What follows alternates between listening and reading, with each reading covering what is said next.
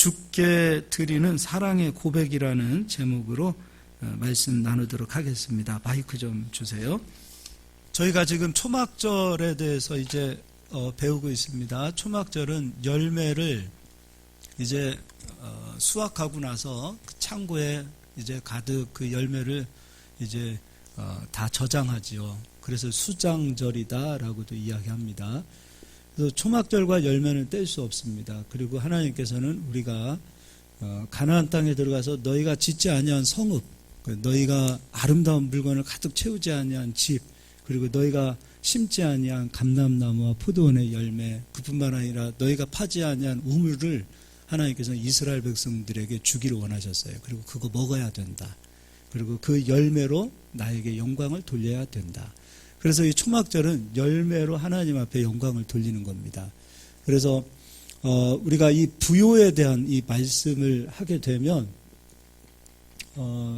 예수님 믿는 사람들은 부요와 상관이 없다 이렇게 얘기하시는 분들 굉장히 많이들 있습니다. 예수님 믿으면 가난해도 감사하고, 맞죠? 가난해도 감사하고 아파도 감사하고 다 맞는 얘기입니다. 그런데 하나님의 뜻은 우리가 일평생 예수님 믿으면서 가난하게 사는 거 원치 않습니다. 우리 유찬희 집사님 이제 우리 최원자매님 시집을 이제 보내는데 시집 가서 평생 가난하게 살았으면 좋겠어요? 부유하게 살았으면 좋겠습니까? 부유하게 살았으면 좋겠어요. 이게 아버지 마음이에요. 하나님도 마찬가지입니다. 우리를 불러주셨을 때 우리가 이 땅에서 사는 날 동안에 부유한 자로서 열매로 하나님 앞에 영광 돌리기를 원하세요. 이게 아버지 뜻이거든요. 그래서 우리가 조금만 생각을 좀 우리가 바꾸었으면 좋겠습니다. 그래서 자본주의적인 그런 부유를 말하는 것이 아니라 성경에서 말하는 이 부유의 열매가 꼭 우리들에게 임하기를 예수님의 이름으로 축복합니다. 그래서 지난 시간에 제가 기도에 그 대해서 설명을 해드렸어요. 이제 하나님 앞에 구할 때에 어떤 마음으로 구해야 되는지. 근데 오늘도 마찬가지로 하나님 앞에 이 부요의 열매를 얻기 위하여 우리가 하나님 앞에 기도를 할 때 꼭 우리가 정말 주의해야 될 부분에 대해서 설명해 드릴 것입니다. 그래서 오늘 말씀이 제가 항상 개척해서부터 지금까지 항상 강조했던 부분들이거든요. 근데 우리가 예전에 차라리 처음 신앙생활 하셨던 분들은 딱 이 말씀을 들으면 아 그렇구나라고 인정하기가 쉬운데 어려서부터 오히려 교회를 좀 다니시고 신앙생활 하셨던 분들은 지금 듣는 말씀을 들으면 오히려 그 부분에서 받아들이지 못하시는 분들이 의외로 많습니다. 그래서 여러분들이 제가 하는 얘기가 제 얘기가 아니라 성경이라는 얘기를 바탕으로 해드릴 테니까 정문수 목사의 말이면 믿지 마셔요. 제 말이면. 그러나 제가 하는 말이 성경이면 그 성경의 말씀을 꼭 믿으시고 여러분들이 주님 앞에 드리는 기도가 꼭 정말 오늘 말씀 제목처럼 주님 앞에 드리는 그 사랑의 고백을 꼭 드리실 수 있기를 바랍니다. 자, 그럼 이제 베드로 전서 5장을 가서 보도록 하겠습니다.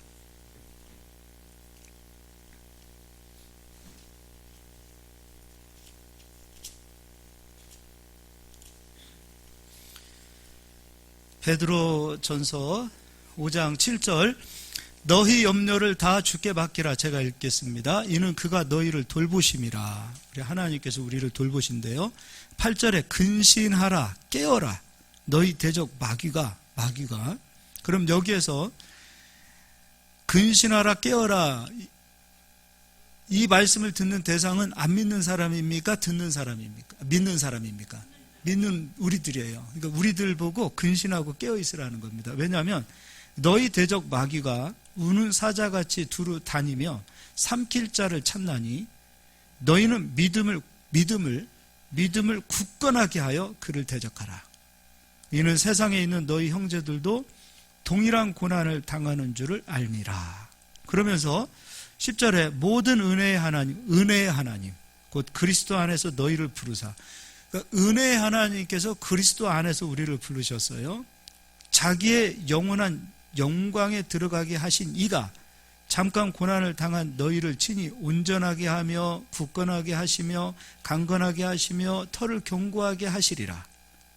권능이 세세 무궁하도록 그에게 있을지어다. 아멘. 그러면 마귀가 두루 다니며, 마귀가 두루 다닙니다. 온 땅이 있으면 온 땅에 두루 다니면서 삼킬 자를 찾게 되어지는데, 이 베드로전서 5장에서의 삼킬 자의 대상을 보았더니 그 대상은 안 믿는 자가 아니라 믿는 자예요. 그러니까 하나님 자녀들을 마귀가 삼키려고 두루 다닌다 이 얘기예요. 그러면 마귀에게 삼킴을 당하는 자가 어떤 자인가? 이제 이거를 한번 이 대상을 찾아봐야 됩니다. 그럼 이제 욥기서 1장을 가서 보겠습니다.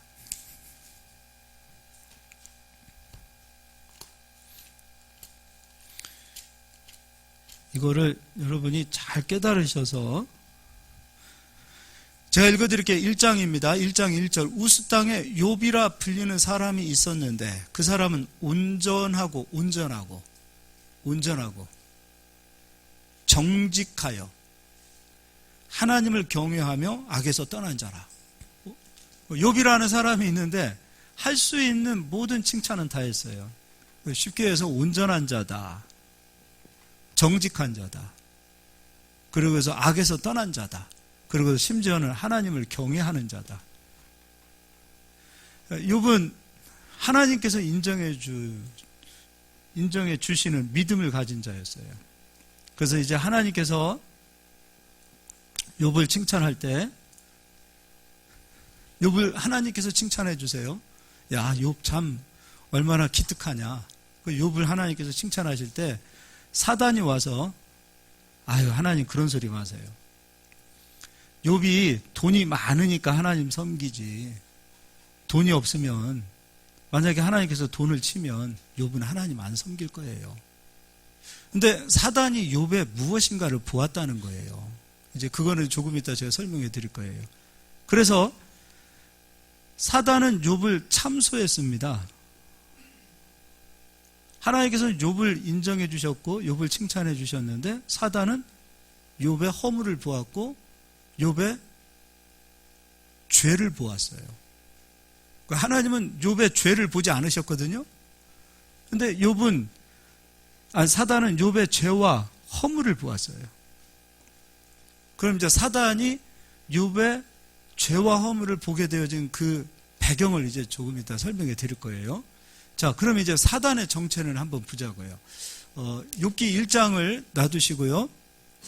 계시록 12장을 가서 보겠습니다. 요한계시록 12장.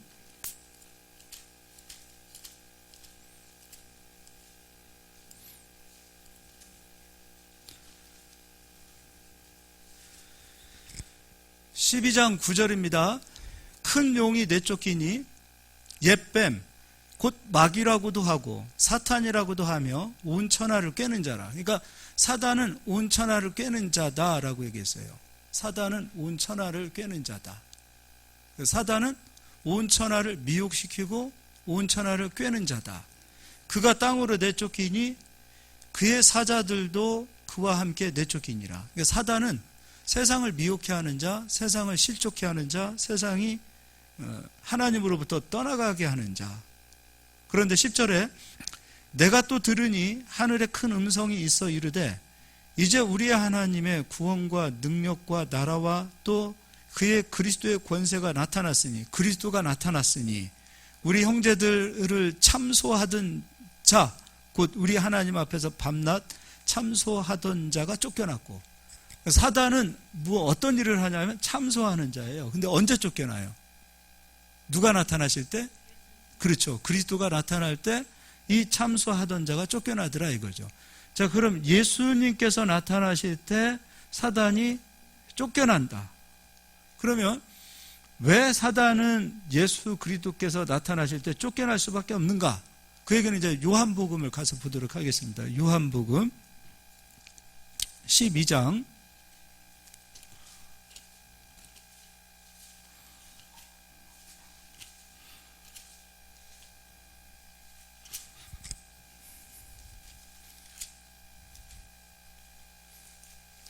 31절입니다. 이제 이 세상에 대한 심판이 이르렀으니 이 세상의 임금이 쫓겨나리라. 마귀가 쫓겨난다는 겁니다. 참소하던 자가 쫓겨난다.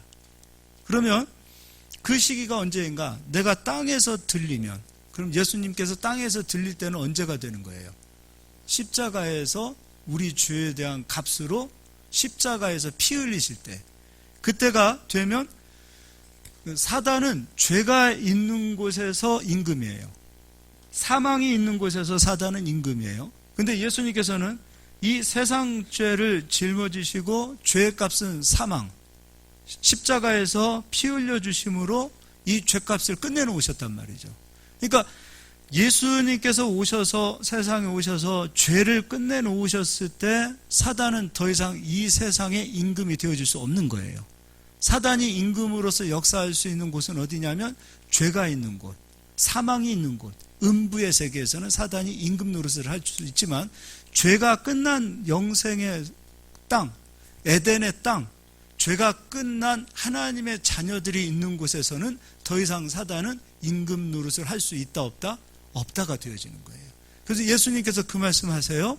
내가 땅에서 들리면 모든 사람을 내게로 이끌겠노라 하시니, 이렇게 말씀하시면 자기가 어떠한 죽음으로 죽을 것을 보이심이라.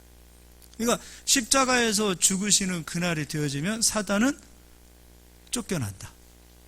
그러니까 사단은 참소하는 자인데 사단이 쫓겨나는 그 시기점이 되어질 때는 예수님이 십자가에서 죄를 끝내실 때 사단은 더 이상 참소할 수 없다 이거예요. 근데 참소할 수 없는 사단이 다시 삼킬 자를 찾고 두루 다니면서 삼킬 자를 찾아서 사단이 역사하면 좋아요? 안 좋아요? 우리가 그런 말도 하잖아요. 어떤 일을 하다가 사단이 났다고. 네. 사단이 역사하면 안 좋아요. 진짜 안 좋아요. 자, 그러면 이제 다시 욥기로 가서 보도록 하겠습니다. 욥기.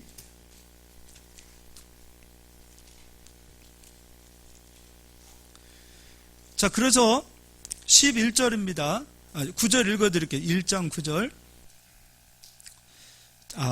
이것도 7절부터 읽어드릴게요. 여호와께서 사탄에게 이르시되 내가 어디서 왔느냐? 사탄이 여호와께 대답하여 이르되 땅을 두루 돌아 여기저기 다녀왔나이다. 여호와께서 사탄에게 이르시되 내가 내 종 욥을 주의하여 보았느냐? 그와 같이 온전하고 정직하여 하나님을 경외하며 악에서 떠난 자는 세상에 없느니라. 하나님께서는 욥을 칭찬해 주세요. 그런데 사탄이 9절입니다.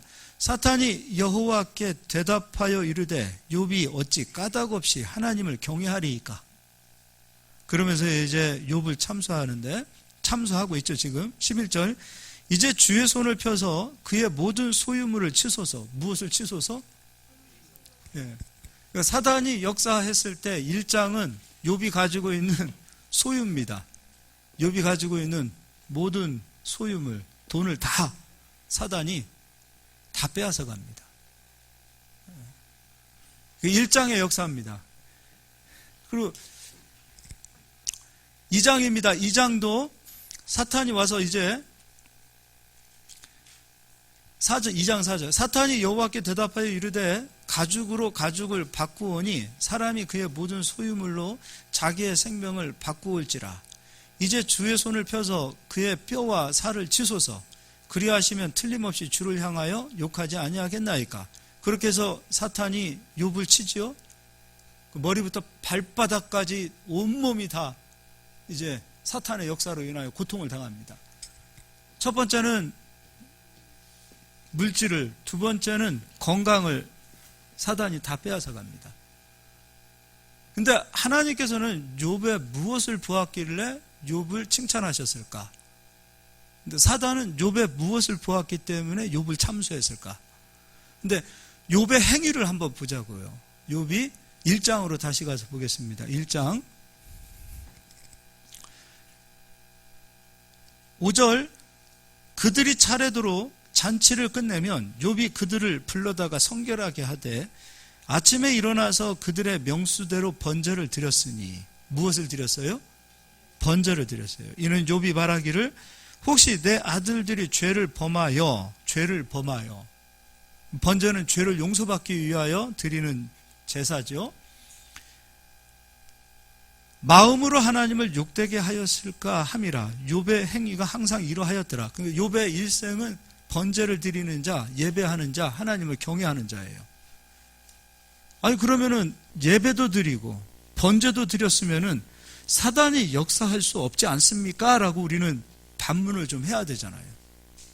아니 번제도 드렸고 예배도 드렸고 하나님을 경외하는데 왜 사단이 역사를 합니까? 우리는 좀 거기에 대한 고민을 해봐야 되고 반문을 좀 해봐야 될 것 같아요. 그럼 이제 번제를 한번 보도록 하겠습니다. 번제 출애굽기입니다. 출애굽기 29장입니다.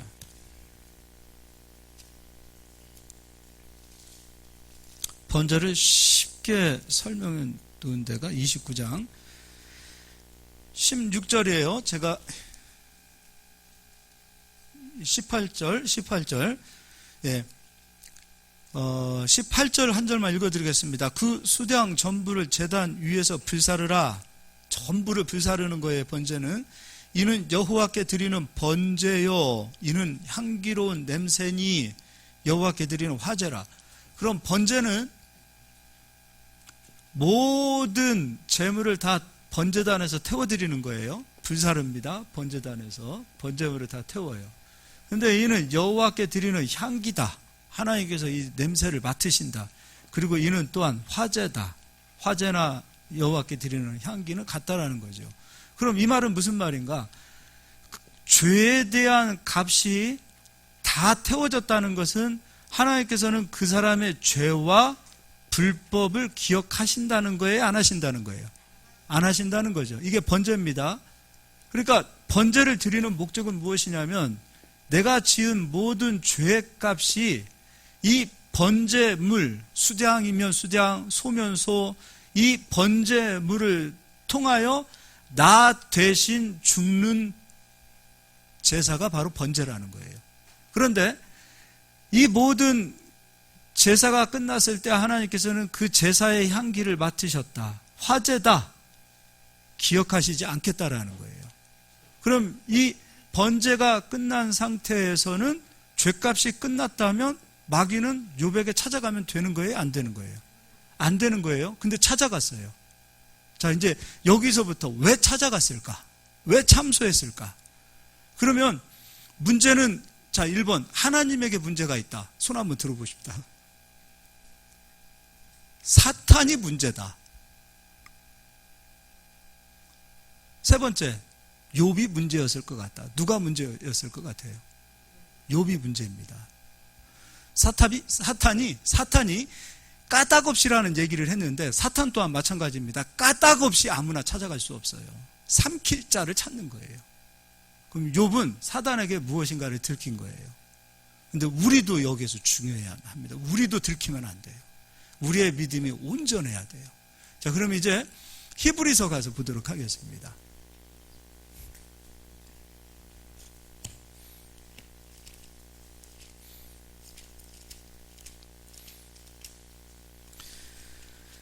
히브리서 10장입니다. 제가 읽어드릴게요. 우린 예수 그리스도께서 모든 속죄를 다 끝냈습니다.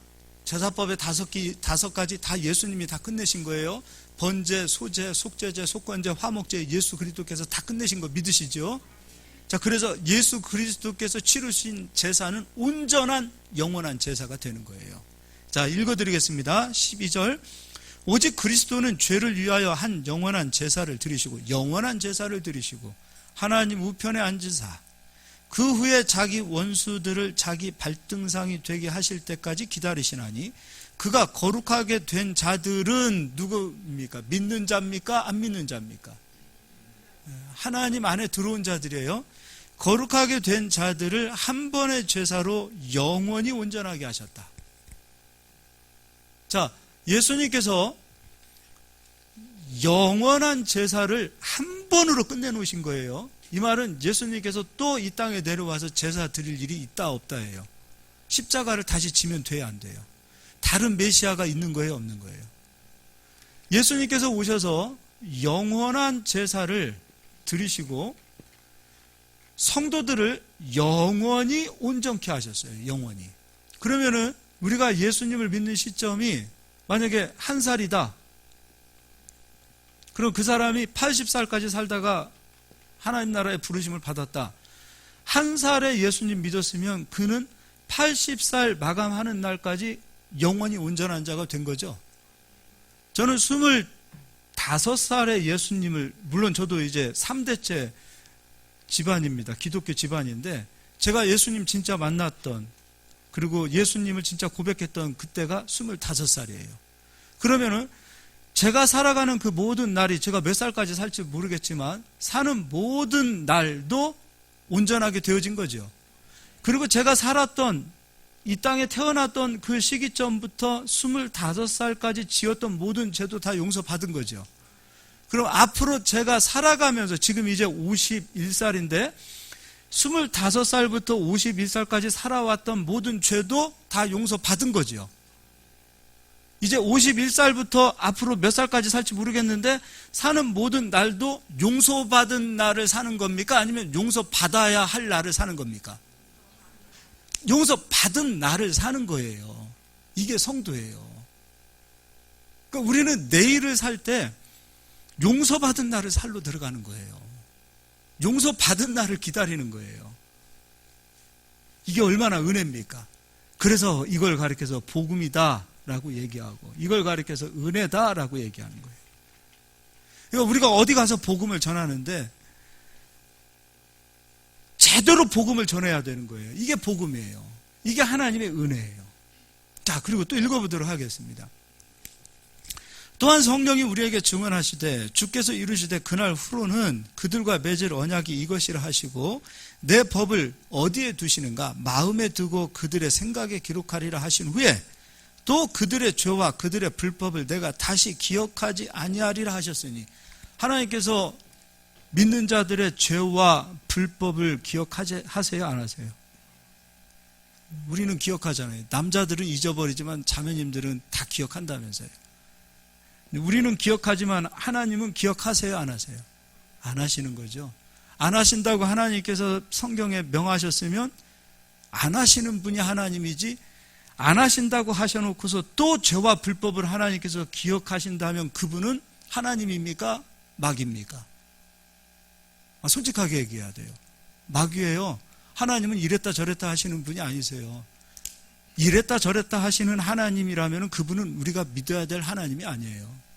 믿지 말아요, 그런 분들은. 그건 신의 자격이 없는 거예요. 하나님으로서 자격이 없는 거예요. 그분이 죄와 불법을 기억하지 않으시겠다라고 그분이 명해 놓으셨다면 그분은 우리 죄와 불법을 기억하지 아니하시는 줄 믿으시길 바랍니다. 그래서 이것들을 사하셨은지 다시 죄를 위하여 제사 드릴 것이 없느니라. 이게 우리가 예수 그리스도를 믿는 믿음이요, 예수 그리스도를 믿는 목적이 바로 여기에 있는 거예요. 자, 그럼 우리가 죄를 고백해야 될 때가 있습니다. 언제 죄를 고백해야 되는가? 죄를 고백해야 예수님을 만나는 때가 있어요. 그때는 언제인가? 요한 1서를 가서 보겠습니다. 난 아직 예수님 안 믿었다. 난 아직 예수님을 모른다. 난 아직도 예수님을 안 믿고 있다 하시는 분들은 반드시 요한 1서에서 말하고 있는 고백을 해야 돼요. 근데 예수 그리스도를 믿는 성도라고 말하는 사람들은 요한 1서의 고백을 드리면 절대로 안 됩니다. 요한 1서의 고백이 어떤 고백인가? 1절부터 읽어드릴게요. 태초부터 있는 생명의 말씀에 관하여는 우리가 들은 바요. 자, 여기에서 우리는 생명의 말씀에 관하여 우리가 들은 바요. 우리는 믿는 자입니까? 안 믿는 자입니까? 믿는 자, 사도 요한이 이야기하는 거예요. 우리는 생명의 말씀, 예수님을 보았고 만났다. 그래서 우리가 만난 예수님을 믿지 않는 너희들에게 우리가 전한다, 그 얘기예요.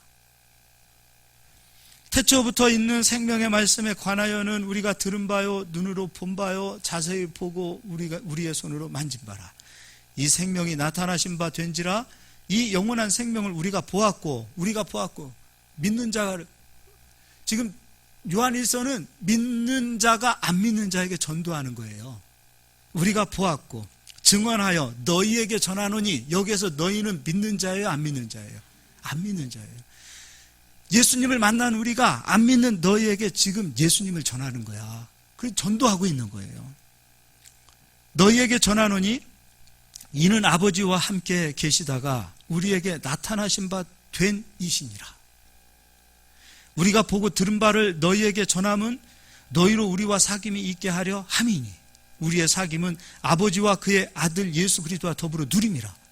그러니까 우리가 예수님을 전하는 이유, 전도하는 이유, 선교하는 이유, 복음을 전하는 이유는 우리가 함께 예수님을 믿고 하나님 안에 거했으면 좋겠다, 그 얘기를 하고 있는 거예요. 그런데 율법으로는 무엇을 깨닫게 하는 거죠? 죄를 깨닫게 하는 거죠. 그럼 로마서 3장에 죄가 깨달아진 자는 깨달았기 때문에 뭐 구원파가 말하는 것처럼 뭐 깨달아야 구원을 받는다? 죄를 깨닫는다고 해서 구원 받습니까? 죄가 용서받아야 되잖아요. 그러니까 죄인에게 필요한 분이 누구냐면 예수님이에요. 내가 죄인이 아니다라고 여기시는 분은 절대로 예수님이 필요 없습니다.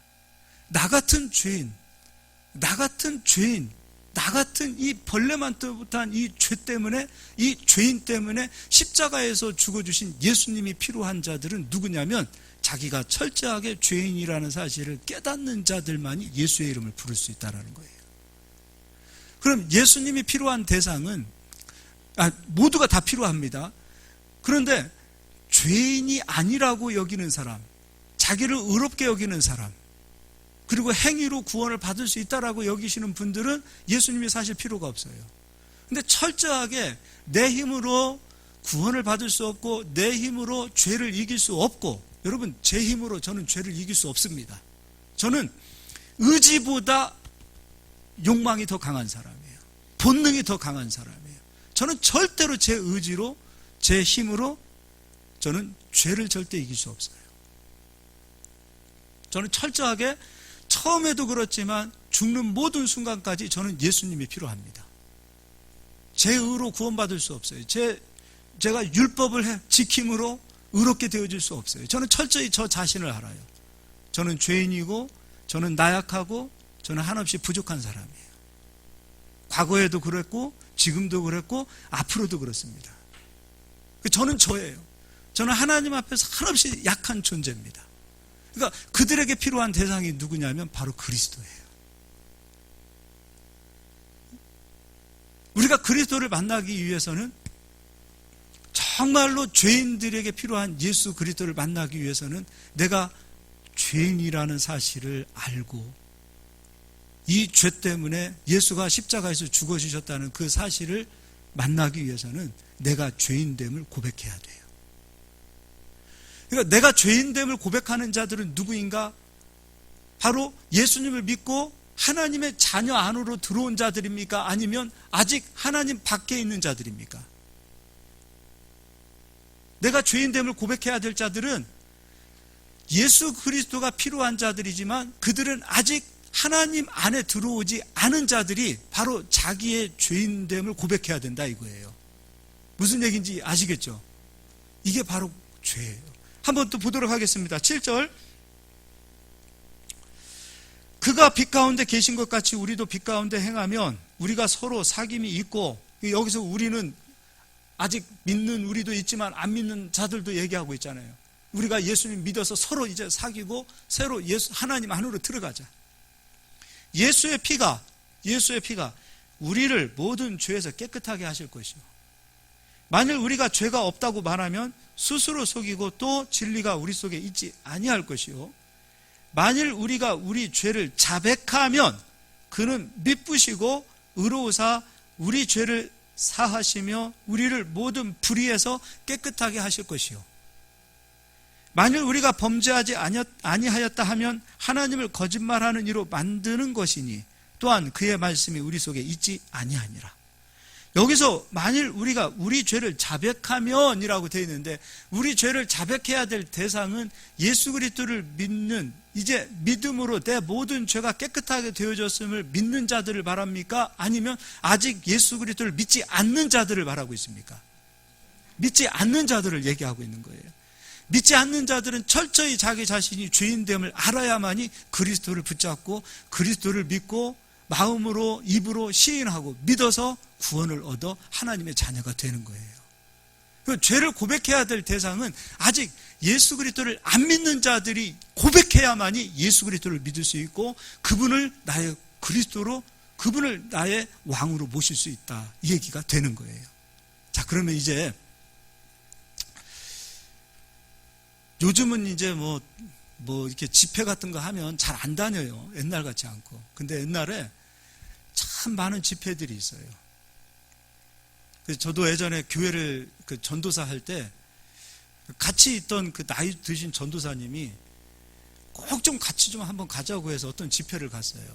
근데 인천이라는 어떤 교회를 갔는데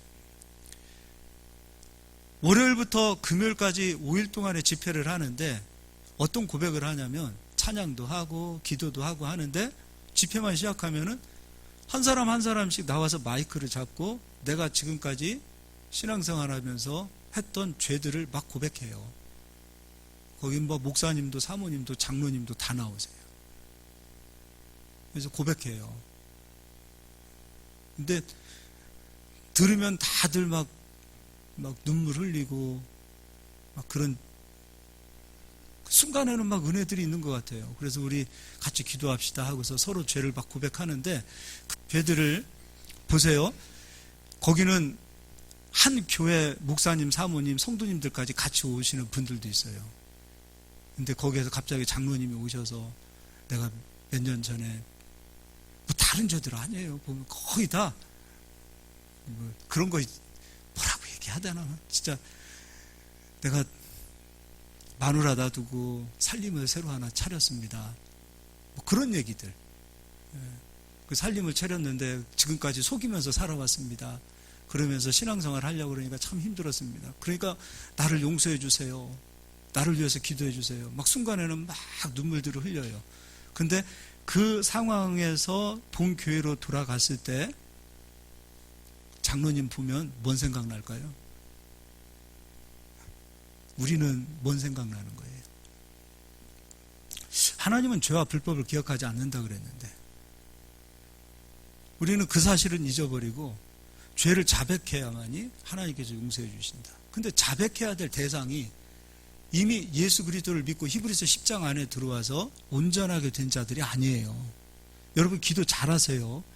여러분이 내 모든 죄와 내 모든 불법을 예수님께서 십자가에서 다 치르셨다는 사실을 믿는다면 우리가 드려야 될 믿음의 고백, 사랑의 고백은요, 이런 죄, 이런 허물 많은 나를 위해 예수가 십자가에서 죽어주신 그 은혜와 그 사랑에 감사의 고백을 드리세요. 내가 의롭다라는 게 아니에요. 나는 여전히 허물 많은 사람이에요.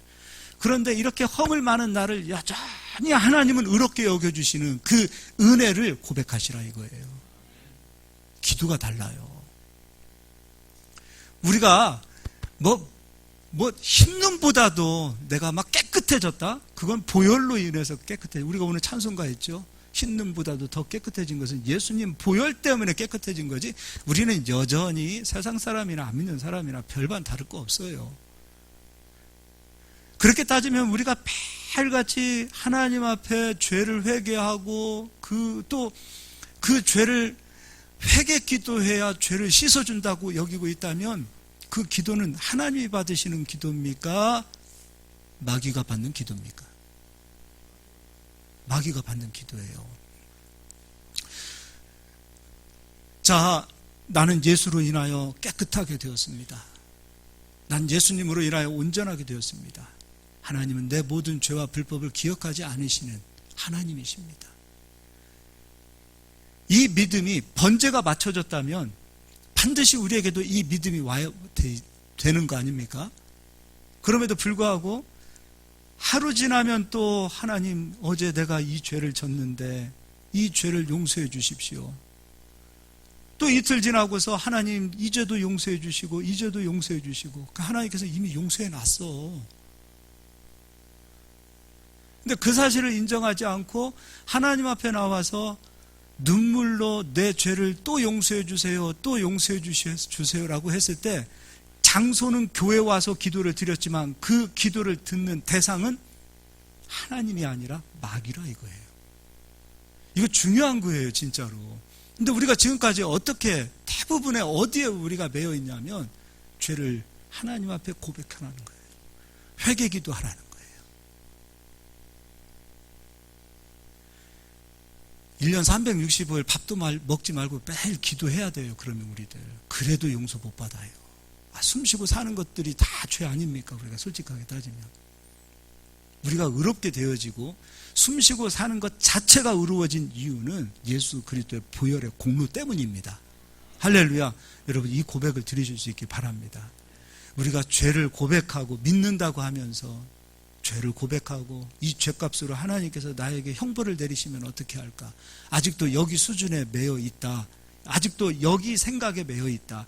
분명히 생각과 마음에 기록한다고 하셨는데 내 생각이 아직도 거기에 머물러 있다.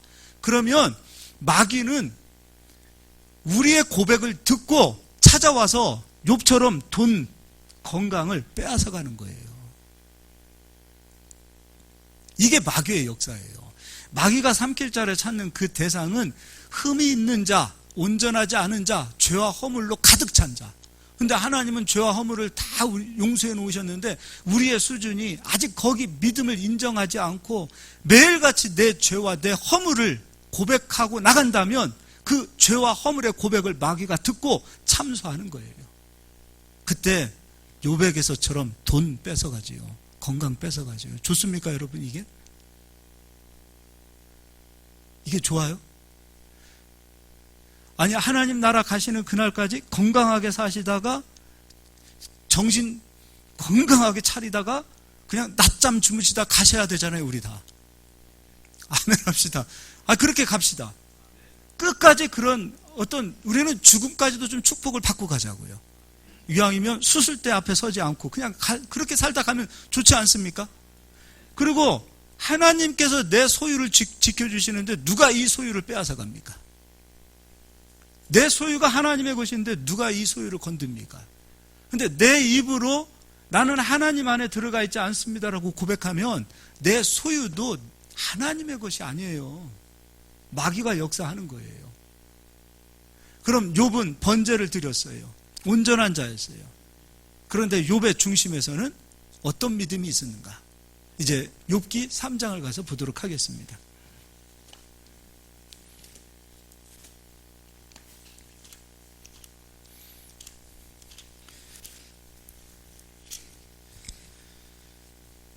자, 아까 죄 때문에 자녀들을 위해서 번제를 다 바쳐줬어요. 그 번제는 죄가 용서받는다는 거였어요. 그럼 이제 죄값은 사망으로 찾아오는 거 아니에요. 죄값은 저주로 찾아오는 거 아니에요. 그럼 번제를 바쳤으면 욥 마음속에는 두려움이나 무서워하는 것이 있으면 돼요, 안 돼요? 근데 욥은 두려워하는 마음이 있었고 무서워하는 마음이 있었다는 것은 행위로는 번제를 드렸으나 믿음으로는 번제를 인정한 거예요, 안 한 거예요? 우리는 예수 그리스도를 입으로 시인하고 있으나 예수 그리스도께서 십자가에서 행하신 일을 마음으로 인정하지 않게 되어지면 욥과 드리는 자와 똑같은 자가 되는 거예요. 욥 같은 사람들이 되는 거예요. 그럼 그 뒤에 마귀가 참소하는 역사들이 나타나는 거예요. 그래서 여러분, 우리가 간단합니다. 하나님께서 우리 재물을 지켜주셔야 됩니다. 하나님께서 우리의 건강도 책임져 주셔야 됩니다. 그러기 위해서는 하나님 법, 하나님이 새기신 우리 생각과 우리 마음에 새기신 그 법을 제발 입으로만 말하지 마시고 마음으로도 제발 인정하시고, 그리고 고백하실 때도 진짜 마음에서 나오는, 믿음에서 나오는 그 사랑의 고백을 주께 드리시기 바랍니다. 이제 욥을 한번 보자고요. 욥이 두 가지가 나에게 찾아왔어요. 건강도 잃어버렸어요. 그리고 재산도 다 떠났어요. 아들들도 다 떠나갔어요. 그때 욥이요, 어떤 고백을 하냐면 25절, 내가 두려워하는 그것이 내게 임하고. 욥이 두려워했던 것은 무엇이에요? 이 재산 잃어버리면 어떻게 하지? 두려워했어요. 분명히 번제를 드리고 하나님을 경외하는 자임에도 불구하고 그 믿음은 번제를 드린 믿음이 빠져 있었어요. 믿음이 빠져. 우린 분명히 우리가 예수님, 사실 우리가 한 건 아무것도 없잖아요.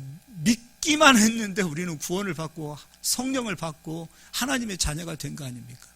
그럼 그 믿음을 인정하고 살아야 돼요. 그 믿음을 인정하고 그 믿음을 고백하고 그 믿음으로 살아가야 돼요. 그래서 의인은 오직 믿음으로 살리라. 다른 거 사는 거 아니에요. 믿음으로 사는 거예요. 오직 의인은 믿음으로 살리라. 그 뒤에 내가 무서워하는 그것이 내 몸에 미쳤구나. 내가 번제를 드렸어도 죄값이 나에게 찾아오면 어떻게 하지? 내가 건강을 잃어버리면 어떻게 하지? 욥은 항상 두려워했고 무서워했어요. 그 뒤에 26절, 나에게는 평온도 없고 안일도 없고 휴식도 없고 다만 불안만이 있구나. 우리가 그리스도를 믿고 조금 내가 부족하고 연약하다 하더라도 내 모든 죄와 불법을 하나님께서 기억하지 아니하신다라는 믿음 안에 거하면 평온함이 있을 것입니다. 그 평온함과 주께서 주시는 평강이 우리 성도들의 기업과 가정과 심령 속에 임하기를 예수님의 이름으로 축복합니다. 그게 있어야 됩니다. 담대해야 됩니다. 나는 연약하고 부족하고 내세울 것 없고 내 인격을 보아도 내가 나를 실족하게 하고 때로는 나 때문에 누군가를 실망케 하고 실족해 하는 아직도 가시나무 같은 내 인성, 내 인격 그런 걸 우리가 바라볼 때 우리가 얼마나 아프고 쓰라립니까? 내가 나를 상처 줄 때도 아프잖아요. 그럴지라도 우리는 그리스도의 은혜 안에 거하셔서 내가 비록 부족하고 연약하고 정말 나를 보면 한숨밖에 안 나올 때라도 이런 나를 위해 하나님은 자녀 삼아 주시고 이런 나를 위해 하나님께서는 죄가 없다, 불법이 없다 인정해 주시고 깨끗하게 해 주시는 그 은혜에 감사하시는 그 사랑의 고백을 드리시라 이겁니다. 이거 드리자고요. 행위로 바리새인처럼 내가 이렇게 했는데요, 저렇게 했는데요, 그렇게 하나님 앞에 서지 마시고 나의 나된 것은 오직 은혜로 되었다라는 그 바울의 고백처럼 우리는 그리스도 앞에 그렇게 나가실 수 있기를 예수 그리스도의 이름으로 축복합니다. 예, 이제는 죄를 고백해야 됩니까? 사랑을 고백해야 됩니까? 예, 아가서의 그 예수 그리스도의 신랑됨을 믿고 여러분 사랑을 고백하십시오. 그 사랑이 충만하기를 예수 그리스도의 이름으로 축복합니다. 예, 우리 옆 사람 한번 인사합시다. 사랑의 고백을 드립시다. 아멘. 예, 우리 이 시간에 기도하고 우리 집사님들 바로 성찬식 준비해 주시겠습니다.